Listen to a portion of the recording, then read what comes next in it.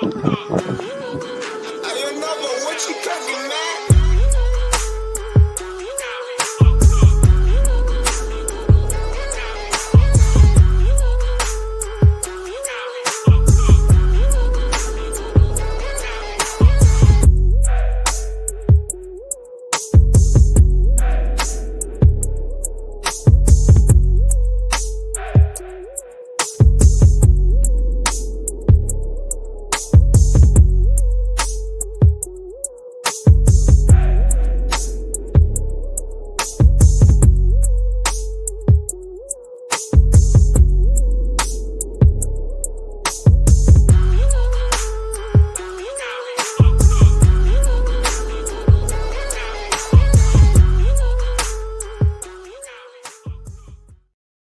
What's up, folks? Oh my gosh, welcome to Iron Minds. We got a crew with us today. Wait till you see this. It is a great Tuesday morning. It is 2 weeks before Broken Carrier Summit. Look at the crew, everybody. We've got Canada represented today. We got England represented today. And we're going to have a good time today. Welcome, everybody. Drew, welcome. Siofra, welcome. Nick on the treadmill. Michael Lombard doing his thing. And Pedro Potato. What's up, everybody? Good morning. What's good? All good, all good. We got a big crew today. Not everybody speak up at once. Yeah. What's up, team? How we doing this morning? Somebody's got some wind going on in the background. I think it's Siofra that's got a little wind over there in England. That's what I think's going on. She's got a little. It's probably me. We had a beautiful spell of weather for the last week, and now it's just gotten a bit London again. So yeah, I will go on mute. It's got a bit London again. I like that. That's one way to say it. And I bring your umbrella tray. Yeah. I'm not bringing an umbrella. I figure you've got that. I used to live in Portland. No umbrellas needed. You just walk through it. It's totally fine. I'm surprised you have an umbrella over there in England. But Drew Pearson's with us today. Drew and Nick are doing something special. Why don't you guys talk about what you're doing? Jessica Howington, morning. Can't wait to see you in Indianapolis in a couple weeks. All right, so Drew and Nick, tell us about what you guys are doing right now. So I got a few races coming up, half marathon and triathlon, and to help kind of set and prepare, I overheard some people talking about a challenge about doing an Ironman in a week, and I thought, hey, that sounds like a good time at the time, and asked my good buddy Nick there if he was interested. And of course, being the sales leader that he is and jumping over the edge, he just immediately said yes, and he's joined me with this, and I know Nick's done most of his bike this morning, and I did my 7K run, so got that out of the way, but I really appreciate the support from Nick and Iron Minds too, and everyone's support.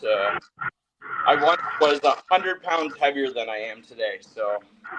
Wow, that's incredible, dude. Hey, congratulations, man. That is unbelievable. That's so cool. Like that's got to be so encouraging to have made that kind of progress.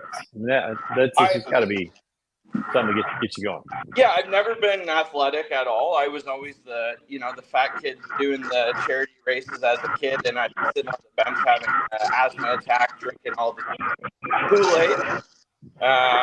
That was me. So, it feels really refreshing and great to be able to have cardio and exercise and lift weights and, live hopefully a longer, healthier life. And I got a 2.5-year-old daughter, Roslyn, and my family is really good to me. So even more of a reason to make sure that I'm there for them. Yeah, that'll do it, man. It's like you think about, you got a 2.5-year-old daughter. In 20 to 25 years, she's probably going to have kids. You want to be around for that. You want to be able to not only be around, but to be able to enjoy it and be a part of that. That's a big motivation, man. That's awesome. That's really cool. And this is interesting. You talk about you weren't athletic as a kid. You weren't really in that race, but it doesn't matter. You don't have to be athletic to be healthy. You just got to start moving. If you're alive and you're not paralyzed or have an injury, you can walk. You can do certain things. You can still be part of that, and that's really cool, man. That's awesome, dude. Congratulations, dude. Thanks, man. Thanks. Yes, that's really awesome, dude. Congrats! And everybody, look at this. Awesome. Look at this hat he's wearing, Michael Lombard. Look at this. Look at this hat he's got on. We got to show off the hat here. Look at this. He's got one of the classics, one of the classic Trey Griggs signature hats there. Look at that. That's crazy. Yeah, So, geez, representing from Canada. I definitely what Drew was saying too about like having not been athletic. That's something. That's a thought I've been trying to put something into words over the last few days, like because I wanted to turn it into a reel. But there's a lot of people who feel that way. There's a lot of people who think, oh, I was never really athletic. I didn't really play sports. There's a crowd of people out there who will willingly admit, like, I just don't like working out. I just don't like exercise. And like there's a retort to that. And so if you're somebody who's not athletic and you're like, I don't really like exercising, number one, look internally and ask yourself why you don't like exercising and what and figure that out. But overall, if you're somebody who says I don't like exercising and I've never been athletic, so why does it matter? If you don't like, if you're not an exercise person, it is, again, it's involuntarily, it's passively saying that you don't care about the people around you enough. It's a hard truth, but to say I'm not an exercise person, I don't want to work out, is saying I don't want to be healthy, because you can eat the good food you want, but if you're not at least getting in movement, you will deteriorate your muscle and increase your risk of injury and chronic disease. It's just a fact. And so admitting that, saying I don't like it, still puts yourself in harm's way, still shows you don't care about the ones around you. So Drew, way to get it done. Thanks, man. One thing I will say to inspire maybe other people who for running specifically, because I'm not a runner. I've had ACL surgery and my knee's all busted. I'm not gonna lie, it sucks. But the one thing I didn't realize about training for this half marathon is that while you're training, you're actually supposed to keep your heart rate pretty low, because you're trying to strengthen your cardiovascular system. You're not trying to strain it. So by watching my heart rate while I was doing the run and keeping it at about 134, I noticed that by the time I was done, I didn't even sweat yet. So it wasn't like I was exhausted. If anything, the hardest part about the challenge of the run was a mental fitness of just, staying at it, not wanting to quit. I watched you talk about the other day that you were at mile 16 and you were ready to quit just to do the swimming part, and you just kept it going. Like, how many times have I experienced that where I'm like, even at the 14, kilometer 14, and I'm like, I'm just going to get to 16, and then I'm going to shut it down. I'm going to do something else because it's kind of boring, but I know I needed to put in the distance. I'll get to 16, and I'll just tell myself, like, you've done so much. Just finish it. Like, just get to the end. And if you get to the end, try the bike. If you're not, then, you did 22K. So that resonated with me when you said that. It's easy to just kind of talk yourself out while you're doing it or when you're almost there, than to just complete it and feel so happy afterwards. And, I love that attitude. Somebody's got some... the benefits of what you're trying to do. I mean, even this morning I was coming back from the bike and my blood sugar was dropping, and I started to think, what if I had to do the run at like a walk pace? And I'm like, dude, your body doesn't care. Your body doesn't care that it's training for races. It's just training for life. My fitness flex is that my resting heart rate is like 40. You're not going to see me on the podium, but I set off alarms when I go to the doctors. Yeah. No, you're absolutely right. And it's like there's a lot of grace and forgiveness when you're talking about, Drew. Michael, I know you talk about that a lot. It's just a matter of just like, putting yourself into the arena, even if that, even if that means you were just walking for right now. Just putting yourself in the arena and getting going. Just show up to the gym. If you just show up to the gym and don't do anything, but you keep showing up to the gym, eventually you start doing something because you're there. It's like just the habits of doing it. And to anybody who says, there's a lot of people who say, I'm not a runner, or I prefer sprinting. Anybody who says that is just like somebody who can't do pull-ups. They don't like it. You're not a runner because you don't do it. Human beings are meant to run, whether people like it or not, whether they want to admit it. They are meant to run, and they are meant to run long distances. We have a heart and cardio system that works the way it does because we evolved that way. There's no beating around the bush. I'm not just a runner. No, yes, you are. The science shows it. It's just because you haven't trained for it. It's I'm not an accountant, But but you know what? If I went to school for accounting, I could become an accountant, and it's the same thing. Yeah, and it's the way that we've conditioned our life. It's the way that we live. We don't have to do these things anymore. We don't have to run. We don't have to, hunt for our food. We don't have to do some of these things, walk a long ways to get water, whatever it is. We don't have to do those things. Modern conveniences have put us in a place we don't have to. And so now it's more of you have to force yourself a little bit. You gotta put yourself in that position just a little bit more. And that just requires just a little extra discipline on your part, just a little bit extra, internal motivation to do that. Now, we got to transition for a minute because Siofra over there in England, she's getting a nice walk in on a nice England cloudy day, but she's a power lifter. She does, I believe, CrossFit and some other things, and she's over there getting after it. Siofra lives a pretty dope life. I'm not going to lie. She goes skiing. She does all kinds of traveling. So, Siofra, talk a little bit about your mindset and taking care of yourself. I know it's a big part of who you are. Yeah, absolutely. I mean, I think it's really interesting. So I'm going to go this way because the traffic's on this side. It's really interesting to listen to what you guys are saying there about making conscious choices and give yourself a bit of grace. Because actually, I only started getting into fitness about 4 or 5 years ago, and it was COVID happened, lockdown was happening. To be perfectly honest, I needed to get away from my boyfriend at the time, so that's why I started exercising. We all have different motivations, we all have different motivations for this. But basically, I started running because, again, all the gyms were closed, everything like that. And I absolutely hated it. My first 5K took me about 47 minutes. It was awful. And my sister was into running at the time, and she just said, just take it, literally take it, every run, every single day, take it literally one step at a time. But the best piece of advice she gave was do not stop for the first kilometre. So whatever speed you need to do it at, do not stop during that first kilometre. That was generally the best piece of advice anyone ever gave me. And it kind of just gives you that sort of mental boost. So I guess you're 14 kilometers in, can you do 15, can you do 16, can you do 17? It's like you've done one, you can do two. And that was the best piece of advice she gave me. And then after that, once kind of COVID ended, I transitioned into sort of functional fitness and CrossFit and Olympic lifting more recently. And I think that again, to Michael's point about taking care of your body for your family, for people, and for your future is super important, particularly for women, because even to this day, women aren't necessarily encouraged or inspired into fitness in the same way that men are into sports. And it's hugely important for us from as you get older, osteoporosis kicks in.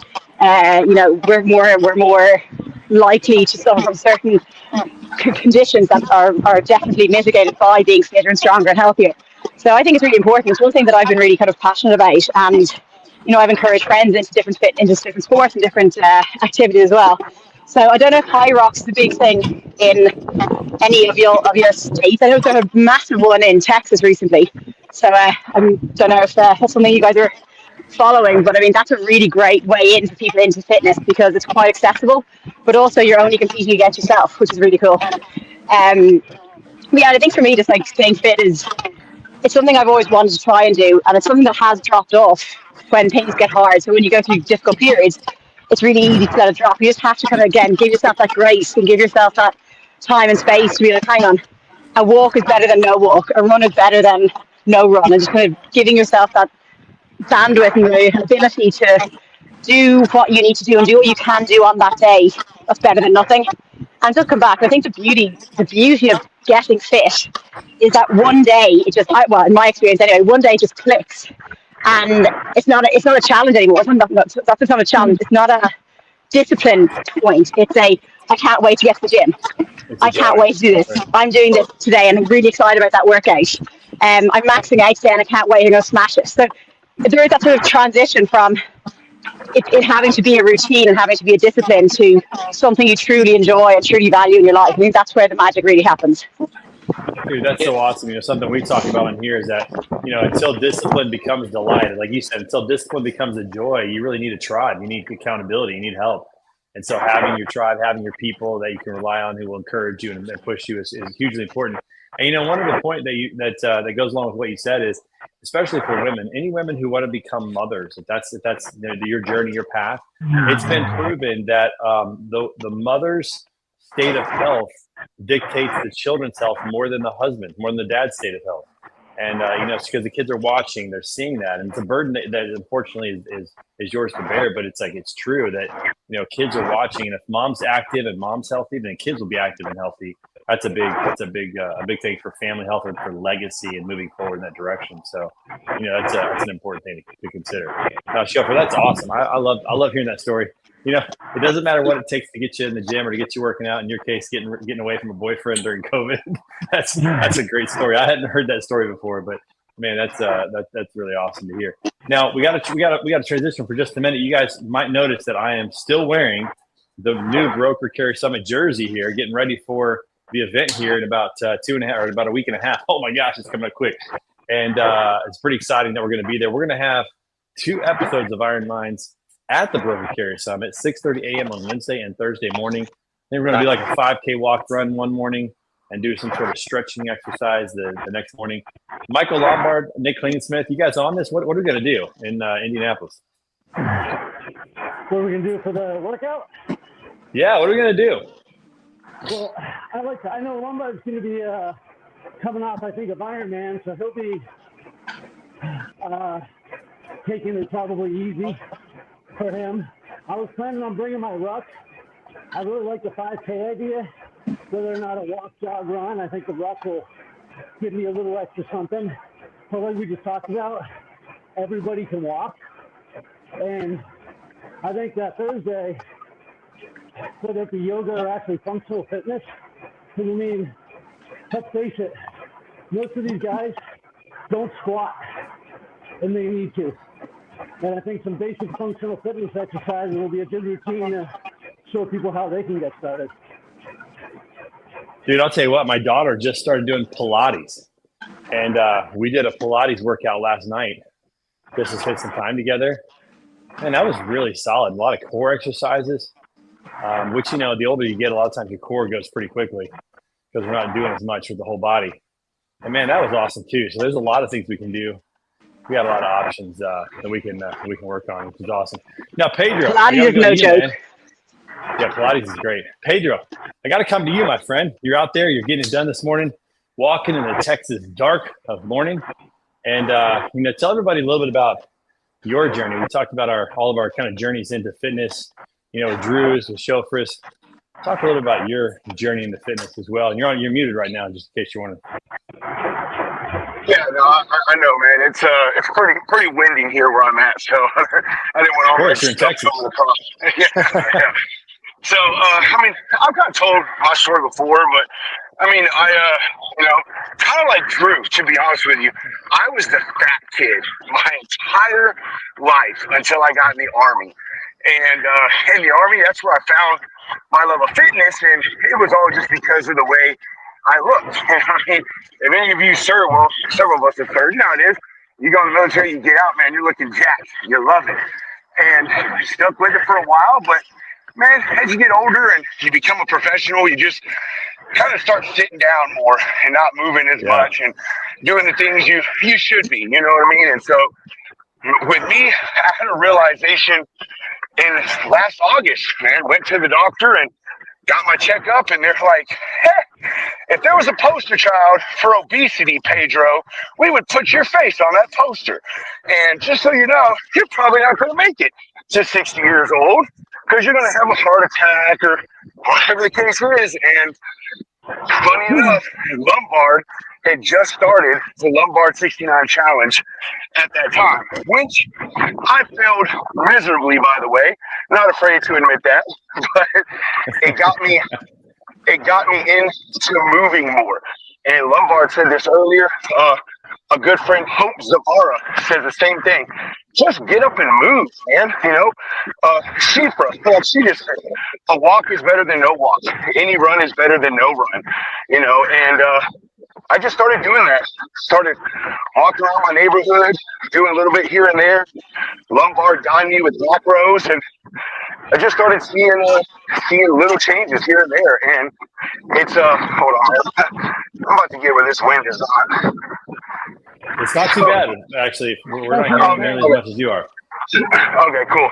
So anyway, man, just been doing it, and it's funny what Siofra said about getting to the point that you enjoy working out, because we were just talking about this earlier over the weekend in the Slack group that Lombard has.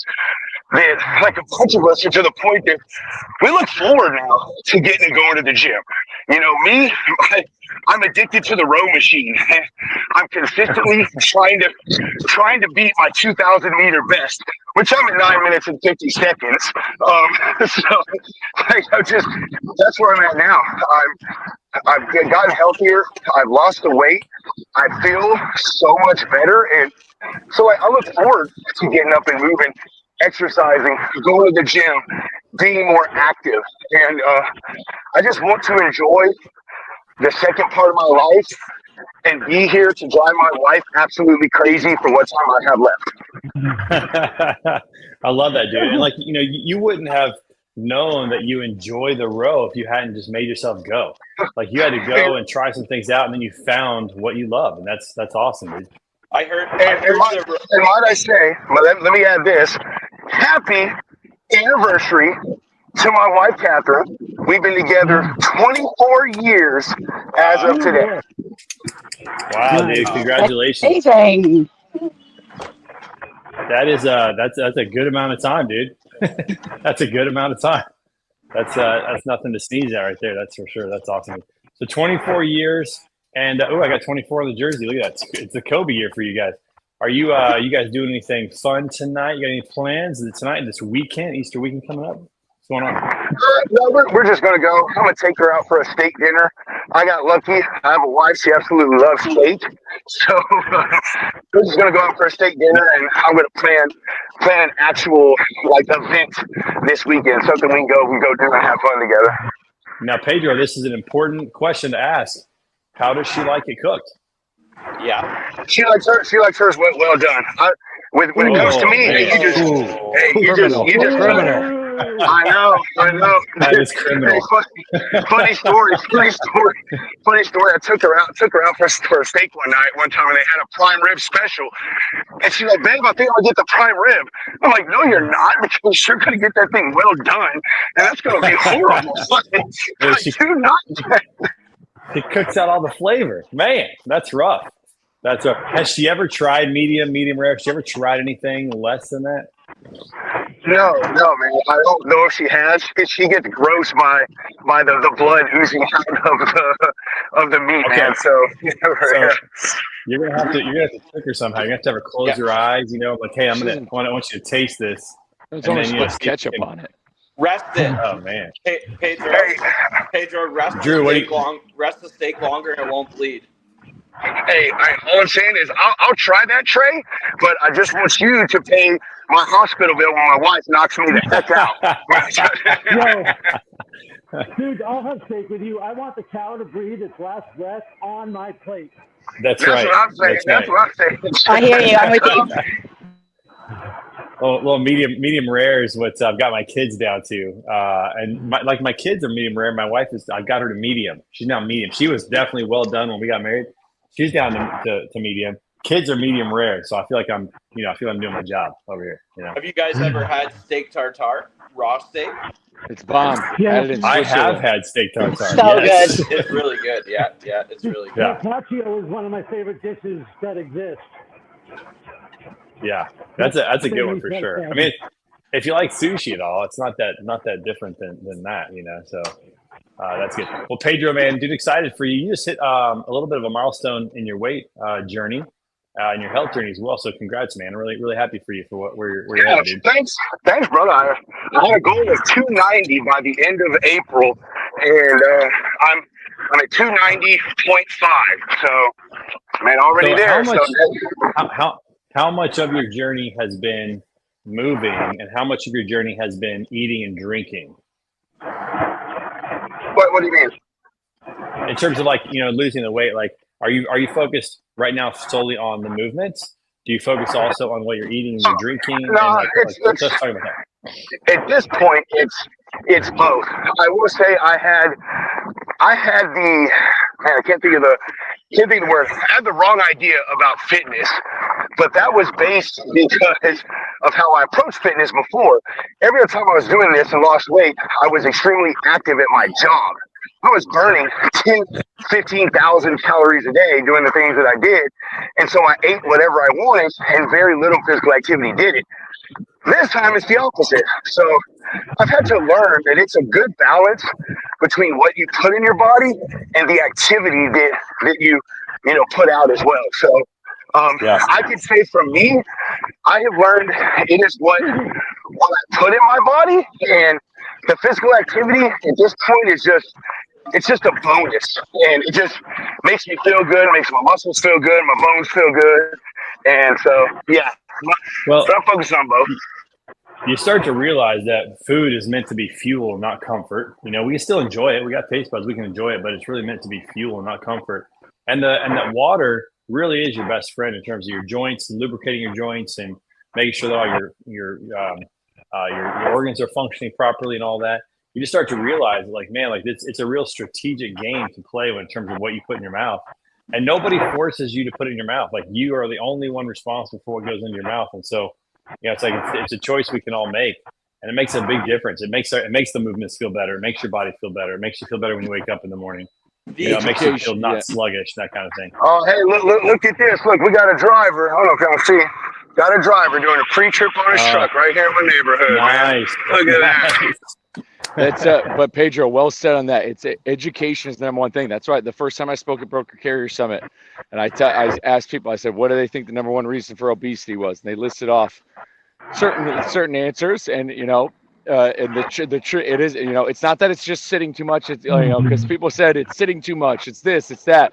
But why? Why are people sitting too much? Why are people not doing the things they're doing? And it comes down to education. It's just education. And when it comes to what you're eating, I was the same way. I didn't grow up with you know, I didn't grow up getting, you know, cooked dinner. Like, I didn't grow up with any sort of education on nutrition at all. And then going into the Marines again, I was under the, like, I could eat whatever I wanted because my calorie expenditure was just normally that high. And then, but at a certain point, that all changes, and you don't know why. You don't know what happened. You think it's just about being healthy. Like, it's just must be about exercise. Yeah. So it's you know, it's the education piece, learning that new muscle. Yeah. Sure and you know, I think it gets harder too. Obviously, the older you get, and as your body chemistry changes, man. Because even in the 6 months I've been on this journey, I started out, well, 8 months, whatever it is. I started out doing things that I would do when I was a gym rat in my 20s, and I quickly found out 40-year-old Pedro can't be doing the things that 22-year-old Pedro was trying to do. So, and same thing with food, man. You know, like, I have been learning with that. It's like, hey, you can enjoy and you can gorge, but just know that your next couple of meals are going to have to be a calorie deficit, or they're going to have to be, you know, mainly greens or just pure protein. So, you know, it also gets harder as you go along, because you have to figure out what works for your body. Because some people, it's just physical activity. They got a good metabolism. They always will. They can eat whatever they want, go on a 2-mile run, and they're going to stay trim. But others, you got to put in a lot more work. You know, it's vitamins, it's supplements, it's proteins, it's diet, it's exercise, it's weight loss meds. You know, so very good point, Lombard. You know, the education is important, and it's not just a learn and done. It's a continuous learning environment to be healthy for the lifetime. Isn't it crazy to think about the foods that we ate as kids, and, like, you know, how much we could eat and it didn't matter? I mean, it's just junk, and, you know, just soda and cheese dip and all kinds of just crazy foods, and it just didn't matter as much back then. But, like, things change as you get older, that's for sure. Nick, what were you saying, man? I'm sorry, I cut you off. You've heard me say before that good habits are gateway drugs. You know, it starts with a walk. The walk becomes a run. The run becomes a better meal, becomes recovery, becomes water instead of sugar. All of a sudden, we're researching what are the best foods, what are the best exercises. You know, and it all just started with wanting to make a change. But good habits are addicting because you see the rewards. You actually see the rewards of the changes you're making. And of course, it's like, I want more. Yeah, you're absolutely right. Just one thing leads to another. As long as you just keep going, just keep showing up, you know, just keep showing up and see what happens. And then before long, you find your favorite activity, and you can't wait to row every day. You know, I mean, that's just how the thing works. So, Michael Lombard, we got free truck parking for truckers at the Broker Carrier Summit. Excited to have you guys with us as well. Are we going to see the Cybertruck in Indianapolis? That's to be seen. You'd have to talk to the boss. We'll have to see if you guys can get that Cybertruck over there. Chauffeur, we're going to miss you at the Broker Carrier Summit. This is something that we got to get you to it at some point. Depending on what you end up doing, we're going to have to get you over to the Broker Carrier Summit here soon. All right, I know.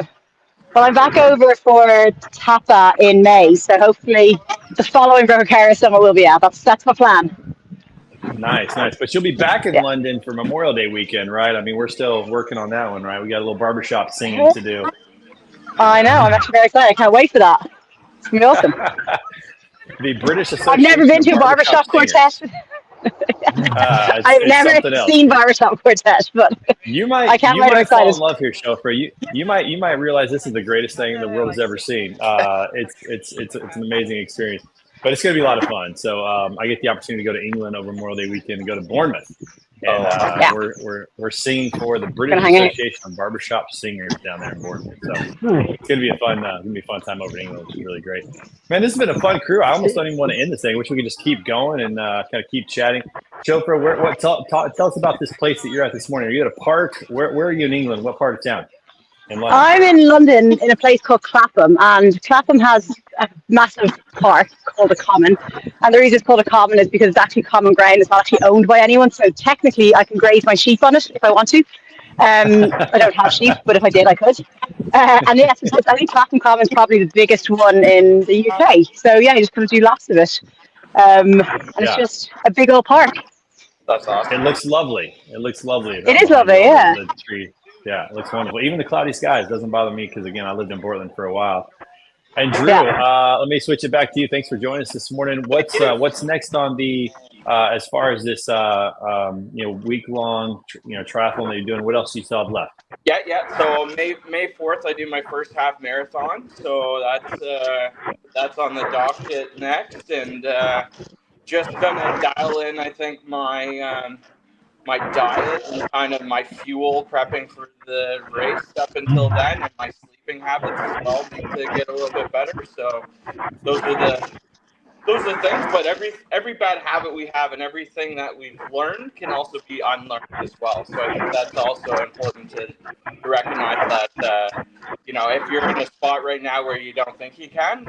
You gotta untrain your brain. So. Man, that's a great point. I love it. We're going to end with that. Every bad habit can be unlearned and can be replaced with a good habit, which is awesome. And I think that the lesson for today is ordinary people. We're all ordinary people trying to do some extraordinary things, and we can do that. Oh, look at the hat, Drew. Listen, I'm loving that. Is so nice. Look at that. Is an OG Trey Creek's classic hat from back in the day. Oh man, I haven't seen one of those in a while. All right, everybody. Hey, listen. Remember. When you're out there, find your tribe, find your people, find your group. As we say, as iron sharpens iron, so one person sharpens another. Find your tribe, everybody, and get out there and get active. Have fun this week. Have fun today. Thank you, Chauffeur. Thank you, Drew, for being on the show. Thanks, everyone. Guys, we'll see you next week. Peace out, everybody. Let's go. Thanks, guys. Let's go.